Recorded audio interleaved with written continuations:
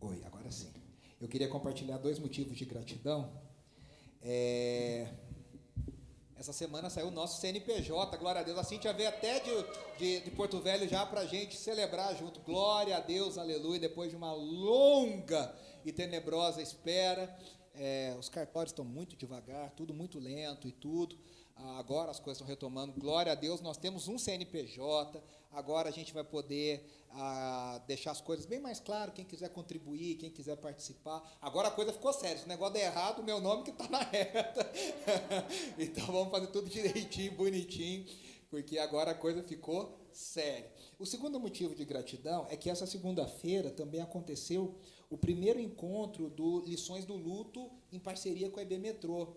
Nós tínhamos 25, 26 mulheres, eu era o único homem participando. Na direção estava a Stephanie, que dirige o ministério, e a Lucitânia estava junto, dando apoio. A Lucitânia tem participado junto com a Stephanie comigo. Eu também estava lá, e assim, foi extremamente impactante. Eu saí acabado de ver como Deus opera, acabado no bom sentido, como que Deus opera na vida de todos nós. Eram mulheres que tinham várias histórias. Uma delas perdeu a mãe. O marido já lutava com câncer há 4 anos. Ela perdeu a mãe.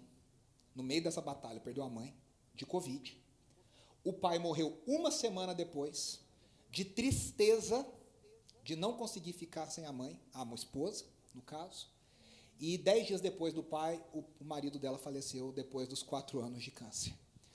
Então, em 20 dias, ela perdeu a mãe, o pai e o marido.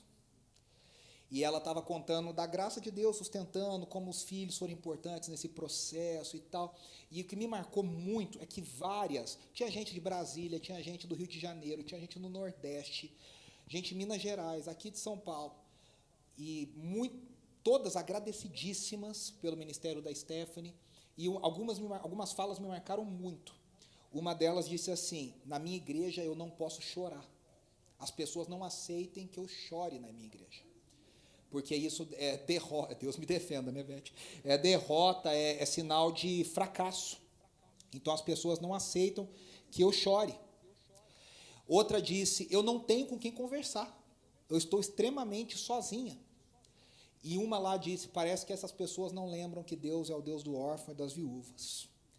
E aí o pessoal agradecendo, pedindo a Deus assim para sustentar esse ministério. Então eu estou muito feliz pela nossa igreja dar esse apoio.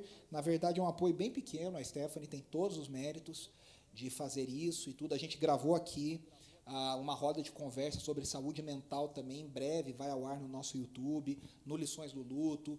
A gente está tentando também atingir essas pessoas de alguma forma, abençoar essas pessoas de alguma forma. Hoje nós vamos dar continuidade à nossa série de mensagens, Extra, o mundo acabará amanhã de manhã. E, na verdade, é a nossa penúltima mensagem.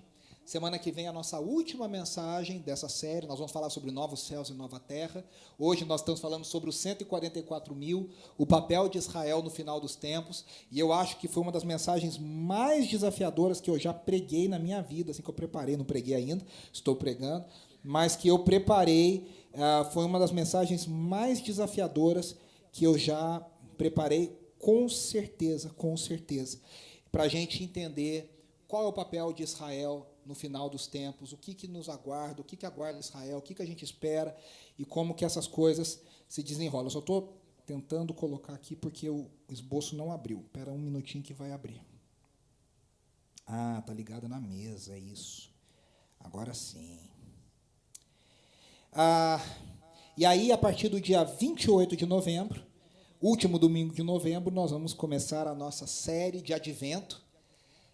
4 domingos sobre os 4 nomes de Jesus em Isaías, maravilhoso conselheiro, Deus forte, Pai da eternidade, príncipe da paz. A cada domingo nós vamos falar sobre um título que Isaías deu a Jesus. O último domingo desse ano, para nós, não estou querendo mudar o calendário, vai ser a última celebração do ano, vai ser a celebração do dia 19 de dezembro, onde nós vamos receber convidados, visitantes, pessoas que a gente quer que estejam, que vai ser a nossa apresentação de Natal também para a gente celebrar junto e adorar junto. Então vai ser um momento muito, muito, muito, muito especial. Deixa eu só ver se agora abriu aqui. Espero que sim. E nós vamos compartilhar.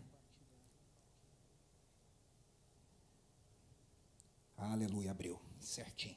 Vamos lá. O que nós temos a ver sobre Israel e o final dos tempos? Um texto bem complicado. Nós temos refletido em vários textos do Novo Testamento que evocam vários textos do Antigo Testamento sobre o final dos tempos. E a gente tem percebido, eu espero que esteja ficando claro para vocês, que todos os textos, tanto do Antigo Testamento quanto do Novo Testamento, sobre o final dos tempos, eles pintam uma gravura.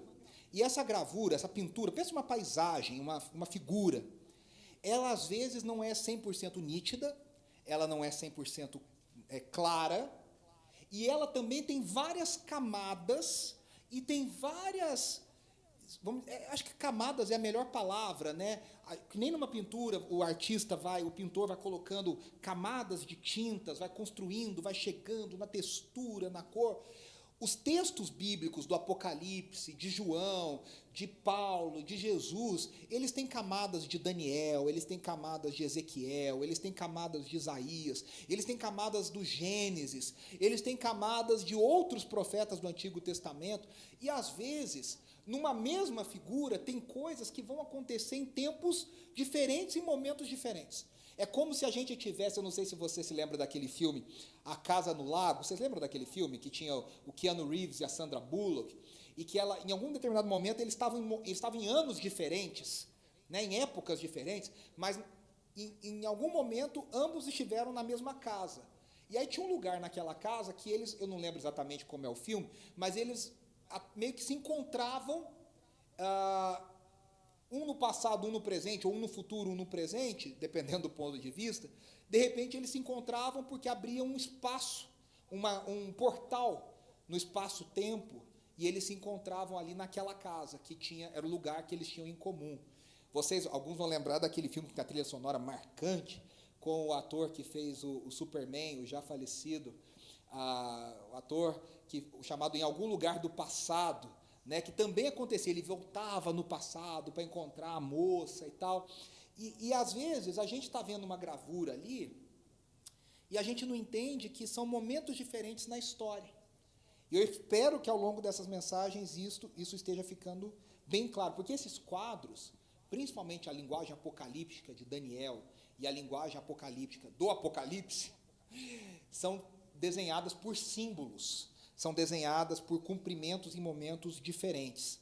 O Apocalipse, a gente tem visto, conta a mesma visão 7 vezes, de 7 formas diferentes. O Apocalipse não conta uma história linear, ele conta 7 vezes a mesma história. Qual é a história? A criação do mundo, a primeira vinda de Jesus e o que acontece no mundo entre a primeira vinda de Jesus e a segunda vinda de Jesus e o final de todas as coisas dessa história tal qual nós conhecemos e o período da eternidade que vai se iniciar com a descida da Nova Jerusalém.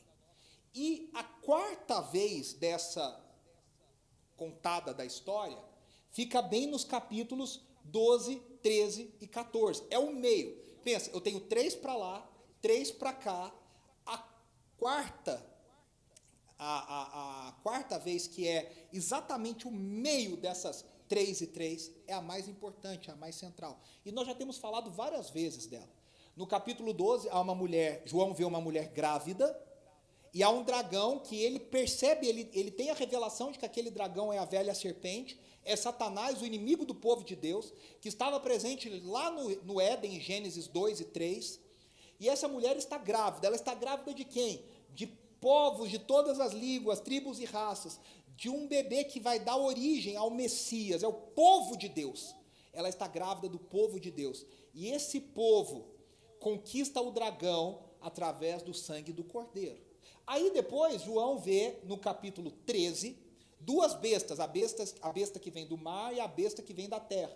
E ele fala principalmente sobre a marca da besta e o número da besta. E nós já falamos nas outras mensagens que essa marca não é uma marca literal, mas é o anti-Shema, o Shema Israel diz: ouça Israel, o Senhor teu Deus é o único Deus. Coloque esse mandamento na tua testa e nas tuas mãos, ou seja, pense nele e haja de acordo com ele.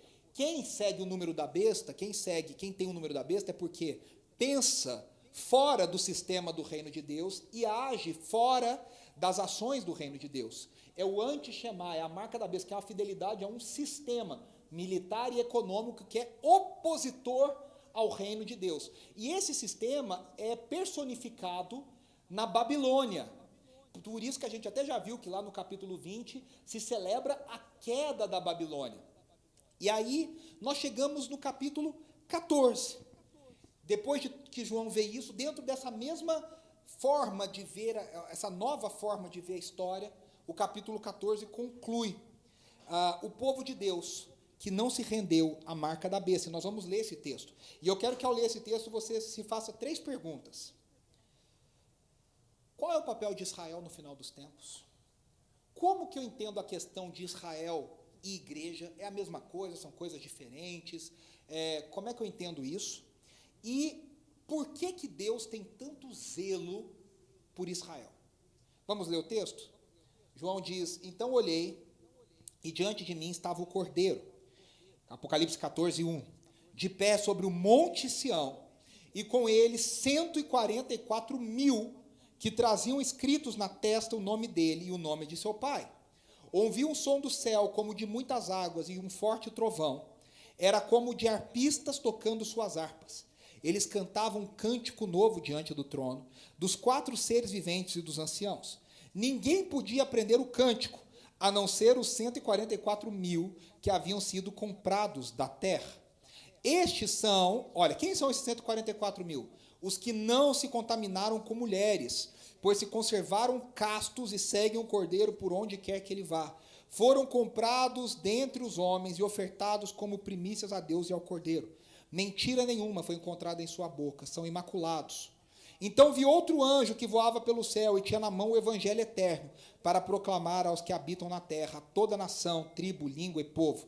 Ele disse em alta voz, temam a Deus e glorifiquem-no, pois chegou a hora do seu juízo. Adorem aquele que fez os céus, a terra, o mar e as fontes das águas. É interessante que a gente não tem tempo para entrar, porque não é o nosso foco, mas esse capítulo 14, o livro todo tem vários setes. A Cíntia, que ama número e padrão, ia surtar de lindo que é a divisão de Apocalipse. Nesse capítulo, são 144.000, é a 4ª vez das 7 que conta a história, e tem 7 vozes que ecoam nesse capítulo, assim como foram 7 selos e 7 condenações que foram derramadas sobre o povo da terra. Então, são vários setes que vão se repetindo ao longo do livro para mostrar o que Jesus está querendo dizer à sua igreja através de João. Aí a primeira coisa que a gente precisa entender, quem são esses 144.000? Vamos começar do começo. O texto diz, então olhei e vi. João está dizendo, eu vou começar uma nova visão. Vi o quê? Sobre o Monte Sião. Semana passada nós falamos sobre a Nova Jerusalém, falamos tudo o que significa Sião. E essa Sião celestial significa o quê? Eu terminei a mensagem da semana passada falando isso. O desejo de Deus habitar no meio do seu povo. É a trama que unifica toda a Bíblia. A Bíblia de Gênesis e Apocalipse está querendo dizer Deus querendo habitar no meio do seu povo. Deus querendo habitar no meio do seu povo. Gênesis começa com Deus habitando no meio do seu povo, que era Adão e Eva e seus filhos, e termina com Deus habitando no meio do seu povo na Nova Jerusalém.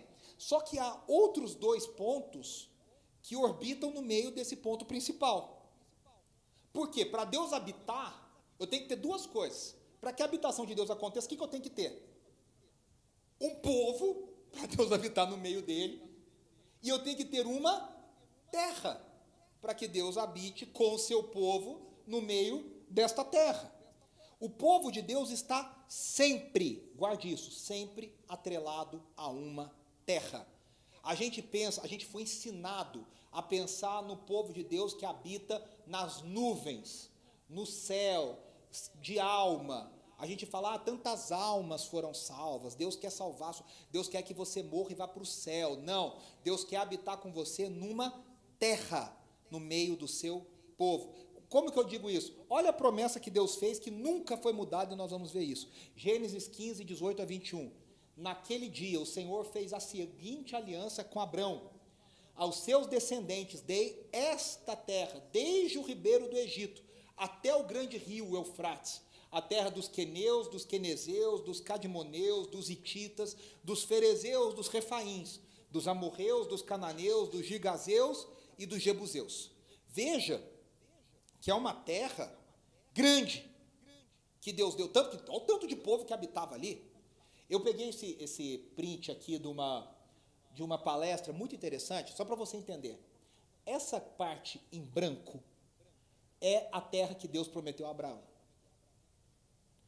Essa parte que vai do norte da África, aqui onde hoje é o Egito, aqui ao norte do Nilo, atravessando pelo Mar Vermelho, chegando aqui na Arábia Saudita, Jordânia, Iraque, onde hoje é o Iraque, a Síria, Líbano, tudo isso foi prometido a Deus, a Abraão. Esse território nunca foi atingido pelo povo de Israel. Nunca, nunca na história. O maior território que o povo de Israel teve está em roxo. Quem chuta qual foi o momento da história que Israel teve esse território? No reinado de Davi e Salomão. Chegaram a esse tamanho. Em amarelo é o quê? Primeira Guerra Mundial, o Império Britânico o Império Otomano cai, e o Otomano era a Turquia se separa do Império Otomano. O Império Otomano era quem controlava a região em 1915, 14, a Primeira Guerra Mundial acabou em 1918. E quando acaba a Primeira Guerra Mundial, o Império Britânico, a Grã-Bretanha, fica responsável por essa região. E eles fazem uma proposta de devolver essa região para os judeus. E eles desenham esse tamanho aqui em amarelo. Não deu certo. Em 1948, a ONU se reúne, pós-Segunda Guerra Mundial, toda aquela tristeza, o mundo destruído pós-nazismo, tudo o que aconteceu, destruição no Japão, a Europa acabada, a ONU é formada, a ONU se reúne, inclusive com o voto do brasileiro Oswaldo Aranha, que era diplomata, ele dá o voto de Minerva e formam o Estado de Israel, tal qual nós o conhecemos hoje, que está aqui em laranja. Olha a diferença de tamanho do que foi prometido por Deus para Abraão, do que foi atingido no maior período da história de Israel em Davi e o que tem hoje. Isso é só para você entender. Agora, olha só, a gente precisa entender primeiro como que Deus formou esse povo. Esse povo começa em Abrão, que se torna Abraão, e Sarai, que se torna Sara. Deus escolhe dois velhos, idosos, ela era estéril, e Deus diz, eu vou criar um povo para mim de onde não sairia nada. Deus não escolhe um povo já existente, para que nos outros povos já existentes dissesse assim, mas por que ele escolheu aquele e não escolheu o outro? Deus decide, então, criar um povo. E aí, essa história começa 2000 anos antes de Cristo. Lembre-se, Abraão não era um judeu fervoroso. Abraão era um habitante da região da Mesopotâmia, em Ur dos Caldeus.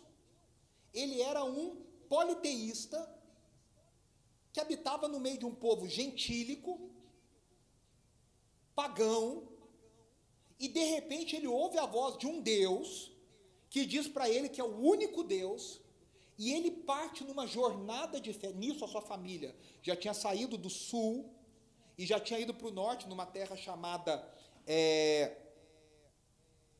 Arã, e Abrão, que ainda não é Abraão, sai de Arã, deixa a sua família, a família de Terá, que é o seu pai, e ele parte numa jornada de fé, que ele não sabe aonde é, porque Deus diz para ele, eu vou te mostrar qual é essa terra e qual é esse lugar. Abraão saiu não para ir para o céu, ele saiu para receber uma terra. Essa família, então, Deus promete dar a ele uma descendência. Deus fala para ele: olha para as estrelas do céu, olha para as areias do mar. Eu vou te dar filhos tão numerosos quanto as estrelas do céu e as areias do mar. A gente sabe da história. Abraão teve Ismael. A promessa não passava por Ismael, passava por Isaque, o filho de Sara, o filho da promessa. Isaque teve 2 filhos, Esaú e Jacó, e por uma soberania de Deus, um ato que nós não sabemos explicar, o apóstolo Paulo diz: quem pode entender isso, sendo que os 2 eram gêmeos? Mas no ventre, Deus escolheu Jacó, e Deus não escolheu Esaú. Só que Esaú era o primogênito, toda aquela reviravolta que você conhece. Jacó se torna Israel, se torna príncipe do Senhor, deixa de ser o enganador. Jacó tem 12 filhos, 10 com Lia, 2 com Raquel, o amor da sua vida, José e Benjamim. E é interessante, né? Porque olha como a história é poderosa. Porque os 10 filhos de Lia se tornariam as 10 tribos do norte.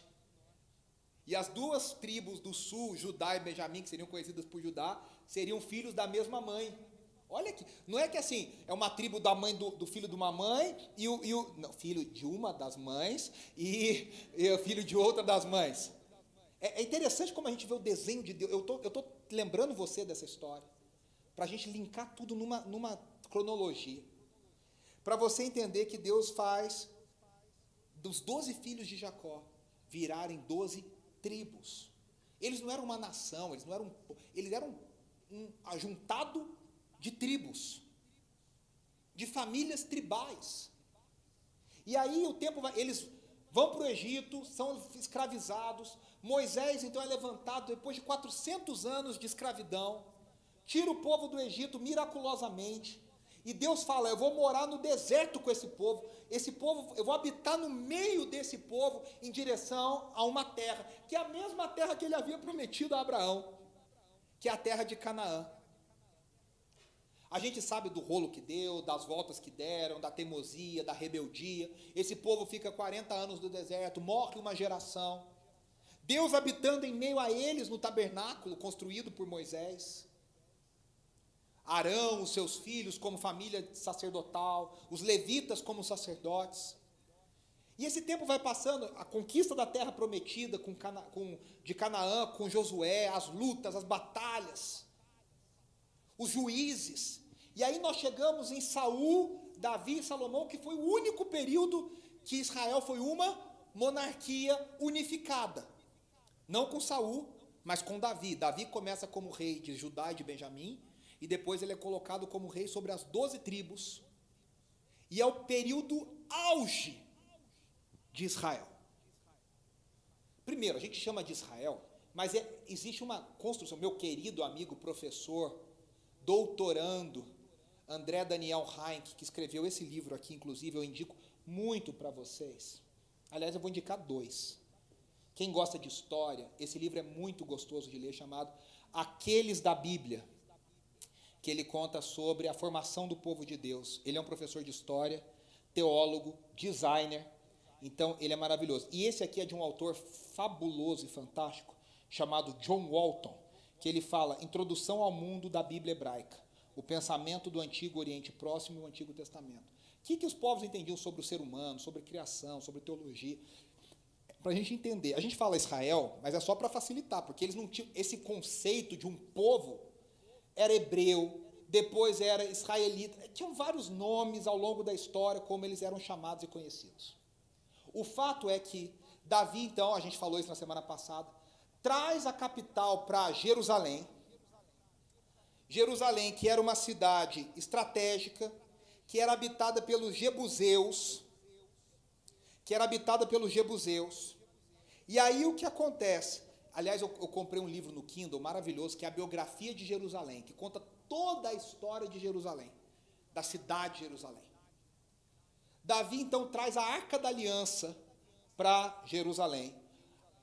Os sacrifícios continuam acontecendo numa cidade chamada Siló. Davi constrói a tenda, os levitas começam a adorar diante da arca, Deus se agrada, é construído o templo de Salomão já. Deus agora habita no meio do seu povo a partir de Jerusalém. Só que o que acontece? A partir da morte de Salomão, as tribos se dividem de novo, as 10 tribos do norte, que nunca tiveram nenhum rei seguindo o coração do Senhor. Nenhum. Todos os reis do norte foram ímpios, todos. Os do sul, que eram descendentes de Davi, de Judá, um serviu ao Senhor, outro não, um sim, outro não, quase que metade. Mas os do norte, nenhum serviu ao Senhor, nenhum. O que acontece? Em 722 a.C., a Assíria vem e Senaqueribe varre Samaria, capital de Israel, e leva esse povo como escravo, e esse povo deixa de existir como povo. Eles se misturam, nunca mais. Essa parte de Israel sumiu, deixou de existir. Vão virar os samaritanos. Os povos do sul de Judá passam então a ser chamados de Israel. Eles assumem. Onde está a aliança de Deus? A aliança de Deus passa por Abraão, por Moisés, por Davi. Onde estão os descendentes de Davi? No sul. Nos reinos do sul. No reino do sul, nas tribos do sul. E aí o que acontece? Esse povo do sul também é julgado. Você sabe a história pela Babilônia, e eles são levados escravos pela Babilônia. A diferença é que 70 anos depois, aos trancos e barrancos, eles voltam. Só que eu contei semana passada e estou lembrando para você, a Arca da Aliança não volta. E aí o que cria na cabeça dessas pessoas? Olha esse gráfico, é muito interessante esse gráfico. Aqui nós temos Moisés e Davi. O que é o amarelo? Entre Ezequiel e Daniel e Jesus, é o povo judeu vivendo em Israel, mas não autogovernado desde Jerusalém. Ou seja, eles estão dominados. Então, em Moisés até Davi, eles estão dominados por outros povos. De Daniel até o tempo de Jesus, eles estão dominados por outros povos. Os babilônios, depois os persas, depois os gregos, depois os romanos. Nos dias de Jesus são romanos. O que Israel sente? Israel sente, a gente voltou do exílio, mas o exílio não saiu de nós. A gente não tem a Arca da Aliança e nós somos dominados por outros povos. Olha só, o azul, olha o tamanho do período. É um cotoquinho na história. É o período que o povo judeu viveu em Israel, governado. O que é o vermelho? Entre Ezequiel e Daniel e depois de Jesus até 1948. Povo judeu expulso de Israel e vivendo no exílio. Agora veja, Deus prometeu ao povo uma terra. Em vermelho é o tempo que o povo ficou longe da sua terra. Desde o tempo da volta do exílio babilônico, de Neemias, Esdras, Ageu, Zacarias, Daniel,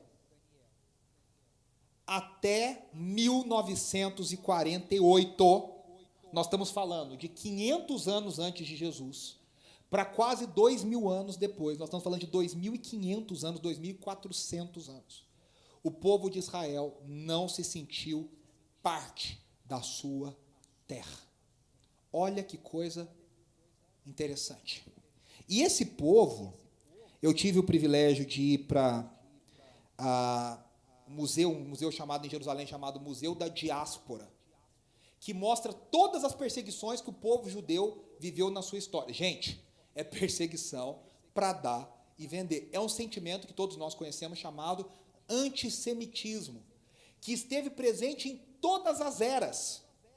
Eu vou dar 2 exemplos. Na época de Isabel de Castela, que unificou a Espanha, junto com seu marido, torna seu marido, Fernando de Aragão, eles unem Aragão e Castela, as 2 casas reais da Espanha, e formam a Espanha. Eles que mandam Cristóvão Colombo para descobrir o que seria a descoberta da América. Isabel de Castela era conhecida como Isabel a Católica, de tão católica que ela era. O que ela estabeleceu nos seus dias? A Inquisição. O pessoal fala que Inquisição é para matar bruxa. Não, Inquisição começou para matar judeus. Porque falaram para a rainha, tinha dinheiro envolvido, óbvio, porque os judeus eram dono do dinheiro do negócio, mas falaram para a rainha que eles eram os inimigos de Cristo, porque eles eram judeus, e foram judeus que mataram Jesus. Então ela fala, então persegue esse povo, porque eles perseguiram o meu Cristo. Nos tempos de Hitler, o fascismo, o nazismo principalmente, criou na mente das pessoas que o judeu era um ser humano de segunda classe. Ele era, você vê filmes da época, trechos, depoimentos, que os judeus eram considerados, às vezes, pior do que os animais. Os animais tinham mais dignidade do que um judeu para os arianos, que Hitler defendia como a raça superior. Só que isso são pequenas detalhes, não tão pequeno em número, óbvio, mas os judeus foram perseguidos durante toda a sua história e não puderam habitar na sua terra. Daqui até aqui, eles não tinham a Arca da Aliança e eles não tinham o templo mais, aquele templo glorioso. O que eles fazem? Surge, então, a ideia das sinagogas, aonde agora eu não tenho o templo, eu não tenho a Arca, eu vou me reunir em torno da palavra, eu vou me reunir em torno da Torá. A Torá agora se torna o templo móvel. Lembre-se que a ideia do templo é o que unifica a história bíblica. Deus habitando no meio do seu povo, céus e terra se encontrando. Onde? No templo. Agora, onde céu e terra se encontram? Onde a palavra é pregada, onde a palavra é ensinada. Onde é isso? Na sinagoga. Na sinagoga. Então, eu fiz aqui um brevíssimo panorama sobre toda essa história de Israel. Agora, a grande pergunta. Esses 144 mil são somente de Israel? E por que 144 mil? Então, vamos lá. Os dispensacionalistas, aqueles que acreditam na teologia igual deixados para trás, para facilitar o entendimento, eles entendem que os 144 mil é um número escatológico, ou seja, é um número que vai acontecer ainda, literal, de judeus que vão se converter durante a tribulação. Então, se você foi ensinado na visão dispensacionalista, você ouviu essa história, que viriam duas testemunhas, Moisés e Elias, e eles iriam pregar e se converteriam 144 mil, nem 143.999, nem 144.001, 144 mil cravado, judeus iriam se converter durante a tribulação. Mas, de novo, nós estamos entendendo que o Apocalipse opera através de símbolo. O que é 144 mil? Vamos ver se eu estou bom de conta. Quantas eram as tribos de Israel? 12. Quantos eram os apóstolos de Cristo Jesus? 12. 12 vezes 12 dá 144. Por que 144 mil? Mil é uma ideia de plenitude, de completude. O que quer dizer 144 mil? Quer dizer todo o povo de Deus, Israel e a igreja, salvos, todos os que foram salvos, todos os que serão salvos diante de Deus. Significa que Deus não perde ninguém que Ele quis salvar. Todos aqueles que foram escolhidos por Deus na sua soberana eleição. E aí para nós isso é um mistério, a gente continua pregando o evangelho, a gente continua fazendo, porque a gente não sabe, a gente prega, batalha, se santifica, luta todos os dias, porque a gente não sabe nem da nossa própria eleição, a não ser o Espírito Santo que testifica em nós que nós somos filhos de Deus. Mas os 144 mil é um número simbólico e querendo dizer a completude, a plenitude do povo de Deus. Aí, olha só, Apocalipse 7 já tinha falado desse exército de 144 mil. É a segunda vez em Apocalipse que aparece. Olha o que João diz em Apocalipse 7, do 1 ao 9. Depois disso, vi 4 anjos de pé nos 4 cantos da terra. Aqui ele evoca a linguagem de Ezequiel. Ezequiel vê os 4 ventos da terra, retendo os 4 ventos, para impedir que qualquer vento soprasse na terra, no mar ou em qualquer árvore. Então vi outro anjo subindo do Oriente, tendo o selo do Deus vivo. Ele bradou em alta voz aos 4 anjos a quem havia sido dado poder para danificar a terra e o mar. Não danifiquem nem a terra, nem o mar, nem as árvores, até que selemos as testas dos servos do nosso Deus. Da mesma forma que a marca da besta é colocada na testa, a marca de Cristo, do Cordeiro, é colocada na testa dos remidos. Então, ouvi o número dos que foram selados. 144 mil de todas as tribos de Israel. E aí ele descreve, da tribo de Judá foram selados 12 mil, da tribo de Ruben, 12 mil, da tribo de Gade, 12 mil, da tribo de Azer, 12 mil, da tribo de Naftali, 12 mil, da tribo de Manassés, 12 mil, da tribo de Simeão, 12 mil, da tribo de Levi, 12 mil, da tribo de Sacar, 12 mil, da tribo de Zebulon, 12 mil, da tribo de José, 12 mil, da tribo de Benjamim, 12 mil. Depois disso olhei, diante de mim estava grande multidão, que ninguém podia contar. Agora, olha o mistério. Ele fala de Israel, mas imediatamente ele diz, de todas as nações, tribos, povos e línguas, de pé diante do trono e do Cordeiro, com vestes brancas, segurando palmas. Na igreja brasileira, há dois extremos sobre Israel. Um extremo beira o antissemitismo. É aquele pessoal que fala assim, esses judeus aí não aceitaram Jesus, mataram Cristo. Bom mesmo é a igreja. Na cabeça desses, a igreja é superior a Israel.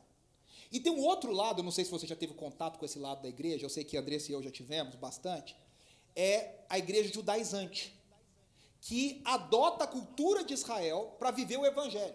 Então, a igreja cristã que celebra a festa dos tabernáculos, que tem bandeira de Israel, que tem arca, que dança, que faz... Você quase vira um judeu para viver o evangelho. Os meninos celebram, as meninas celebram, não celebra debutante, é barbaracá, bar mitzvah. O cara vira quase com judeu. A igreja cristã que você vai, o cara usa kippá na cabeça.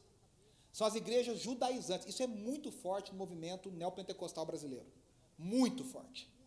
Muito forte. E eu entendo que nem um lado nem outro está certo. Nem um extremo nem outro. E Deus dá grande importância a Israel. E por isso a igreja deve saber lidar com isso. E aí nós vamos ler mais um texto, que é um dos textos mais difíceis da Bíblia, mas a gente vai ler partes bem selecionadas. De Romanos 9, 10 e 11. O apóstolo Paulo fala sobre o mistério de Israel. E presta atenção. Romanos é a carta de Paulo, que ele é a teologia, assim, é o fino da teologia de Paulo. Ele fala de todos os temas teológicos importantes. E veja só, Paulo não está ali elocubrando para academia, pensando que ele vai escrever coisa que não interessa para ninguém. Ele está falando de assuntos teológicos, que a gente tem essa ideia, né, que teologia não serve. O bom é orar, viver a vida cristã, ler a Bíblia e está bom. Criou-se essa mentalidade tacanha na nossa cabeça. Paulo está falando para a vida da igreja. Ele está falando de temas teológicos profundos, dizendo, queridos, isso interessa na vida de vocês. Tanto que Romanos 12 ele fala, portanto o quê? Com tudo isso que eu falei antes, nos 11 capítulos, vivam pelas misericórdias de Deus e apresentem-se como sacrifício vivo. Eu só me apresento como sacrifício vivo se eu entendo todos os temas que Paulo está falando. E um dos temas é qual é a relação de Israel com a igreja. E olha o que Paulo diz. Digo a verdade em Cristo, não minto. Romanos 9, do 1 a 8. Minha consciência confirma no Espírito Santo. Tenho grande tristeza e constante angústia em meu coração, pois eu até desejaria ser amaldiçoado e separado de Cristo por amor de meus irmãos, os de minha raça. Lembre-se, Paulo era hebreu de hebreus, fariseu de fariseus, o povo de Israel. Deles, olha, presta atenção, deles é a adoção de filhos. Deles, filhos de quem? De Deus. Deles é a glória divina, as alianças, a concessão da lei, a adoração no templo e as promessas. Isso é de Israel. Deles são os patriarcas, Abraão, Isaac e Jacó. E a partir deles se traça a linhagem humana de Cristo, que é Deus acima de tudo, bendito para sempre, amém. Aí ele diz, do 11 ao 15, Romanos 11, do 11 ao 15. Depois que ele falou um monte de coisa, eu cortei aqui só para facilitar. Novamente pergunto, acaso tropeçaram os judeus para que ficassem caídos? De maneira nenhuma, ao contrário, por causa da transgressão deles, veio salvação para os gentios, para provocar ciúme em Israel. Mas se a transgressão deles significa riqueza para o mundo, e o seu fracasso, riqueza para os gentios, quanto mais significará a sua plenitude? Preste atenção. Estou falando a vocês, gentios, visto que sou apóstolo para os gentios, exalto o meu ministério, na esperança de que, alguma forma, possa provocar ciúme em meu próprio povo e a salvar alguns deles. Pois se a rejeição deles é a reconciliação do mundo, olha essa frase, se a rejeição deles é a reconciliação do mundo, o que será a sua aceitação, senão vida dentre os mortos? Irmãos, não que agora do 25 ao 31, encerrando essa conversa. Irmãos, não quero que ignorem esse mistério. Olha, Paulo está dizendo para mim e para você, irmãos, não ignoremos esse mistério. A gente fala assim, ai, que coisa chata, que coisa difícil, ai, que coisa complicada. Paulo está falando, não interessa, não ignoremos esse mistério, para que não se tornem presunçosos. O que significa? A igreja é melhor que Israel. A igreja foi salva, a igreja aceitou Jesus, Israel não aceitou. Ele fala, Israel experimentou o endurecimento em parte, até que chegasse a plenitude dos gentios, e assim todo Israel será salvo. Como diz, virá de Sião o Redentor, que desviará de Jacó em piedade. E esta é a minha aliança com eles, quando eu remover os seus pecados. Quanto ao evangelho, eles são inimigos por causa de vocês. Mas quanto à eleição, são amados por causa dos patriarcas. Pois os dons e o chamado de Deus são irrevogáveis. Assim como vocês que antes eram desobedientes a Deus, mas agora receberam misericórdia, graças à desobediência deles, assim também agora eles se tornaram desobedientes, a fim de que também recebam agora misericórdia, graças à misericórdia de Deus para com vocês. Eu vou falar só alguns trechos aqui, porque a gente não pode se demorar. Ele diz, não pensemos que a palavra de Deus falhou. Depois ele diz, os dons e os chamados de Deus são irrevogáveis. O que significa? Muito claro para mim, meus irmãos. A aliança de Deus com Israel não acabou. Se Deus terminasse a sua aliança com Israel desobediente, seria um fracasso de Deus. E Deus não fracassa. Segunda coisa, ele diz, nem todos os descendentes de Israel são Israel. O que significa isso? Paulo está dizendo, nem todos os nascidos de sangue em Israel são salvos. Porque não basta nascer no sangue judeu. Você tem que ser salvo pela fé. A gente falou aqui de N exemplos. Esaú e Jacó, os dois eram netos de Abraão. Netos, não era neto. Esaú não foi escolhido, Jacó foi escolhido. Não sei se depois Esaú se arrependeu, foi salvo, isso é outra história, isso é outro debate. Nem todo nascido de Israel é verdadeiro Israel. Aí você fala, por que está escrito que todo Israel vai ser salvo? Porque Paulo está querendo dizer, todo Israel todo verdadeiro israelita será salvo. Todo verdadeiro israelita será salvo. Agora preste atenção. Embora a gente faça parte dos 144 mil, esse grupo simbólico de remidos, Israel não é igreja, e a igreja não é Israel. Embora um dia nós vamos estar cantando no mesmo coral, misturados, nos sopranos, nos contraltos, nos tenores, vai estar todo mundo lá, judeu, crente, todo mundo lá, no mesmo coral. Mas Israel é Israel, e Deus tem uma forma de trabalhar com Israel, e a igreja é a igreja. Agora, preste atenção, Paulo diz, a desobediência de Israel resultou em plenitude para os gentios. Meus irmãos, nós fomos abençoados porque eles desobedeceram. E aí Paulo diz, imagina quando eles obedecerem. Se na desobediência, todos os gentios de todas as línguas, tribos e raças foram alcançados pelo Evangelho, imagina quando eles obedecerem. O que isso aponta? Haverá uma restauração futura para Israel. Haverá um avivamento para os judeus. Os judeus serão visitados por Deus e eles declararão que Jesus Cristo é o Messias. Olha esse texto de arrepiar de Ezequiel. Eu só vou ler um trecho. O texto é lindo, mas eu me controlei para ler um pedaço. Pois Ezequiel 36, 24 a 28. Eu os tirarei das nações. Eu tirarei quem? Os judeus. Os ajuntarei do meio de todas as terras e os trarei de volta para a sua própria terra. Esse avivamento vai ser na terra dada por Deus. Esse ajuntamento, essa obediência de Israel, no final dos tempos, vai ser na terra que Deus prometeu a Abraão. Aspergirei água pura sobre vocês, e vocês ficarão puros. Eu os purificarei de todas as suas impurezas e de todos os seus ídolos. Darei a vocês um coração novo, e porei um novo espírito em vocês. Tirarei de vocês o coração de pedra, e lhes darei um coração de carne. Porei o meu espírito em vocês e os levarei a agirem segundo os meus decretos e a obedecerem fielmente às minhas leis. Você pode dizer, mas isso não acontece no novo nascimento com todo cristão? Acontece, mas essa promessa é primeiro para Israel. E ela não deixou de ser para Israel. Agora, olha só, vocês, Israel, habitarão na terra que dei aos seus antepassados. Vocês serão o meu povo. Deus só pode ser o povo na terra. Deus só pode ser Deus desse povo, do seu povo na terra.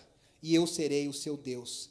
Aí no 37, que é a visão do vale de ossos secos, que a gente tanto conhece, olha o que diz, Ezequiel 37, do 9 ao 14, a seguir ele me disse, profetize ao Espírito, profetize, filho do homem, diga-lhe, assim diz o soberano Senhor, venha desde os 4 ventos, ó Espírito, e sopre dentro desses mortos, para que vivam.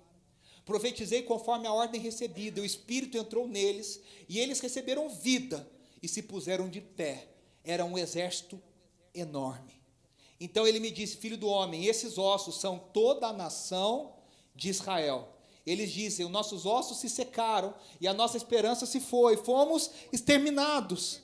Por isso profetize e diga-lhes: assim diz o soberano Senhor, o meu povo, vou abrir os seus túmulos e fazê-los sair, trarei vocês de volta à terra de Israel. E quando eu abrir os seus túmulos e os fizer sair, vocês serão meu povo, e saberão que eu sou o Senhor. Porei o meu espírito em vocês, e vocês viverão. Eu os estabelecerei em sua própria terra. Então vocês saberão que eu, o Senhor, falei, e o fiz seus companheiros. Palavra do Senhor. Isso é de arrepiar. Meus irmãos, qual é o nosso dever? Primeiro, nós devemos amar os judeus, pois eles são herdeiros das promessas de Deus. E segundo, nós devemos, a Bíblia pede que nós oremos pela restauração dos judeus, até o dia que eles digam: Baruch Rabá, Bishem Adonai, bendito é aquele que vem no nome do Senhor. Haverá um dia que na Jerusalém restaurada, os judeus levantarão as palmas, as palmeiras, os ramos das palmeiras, e eles dirão: bendito é o que vem em nome do Senhor.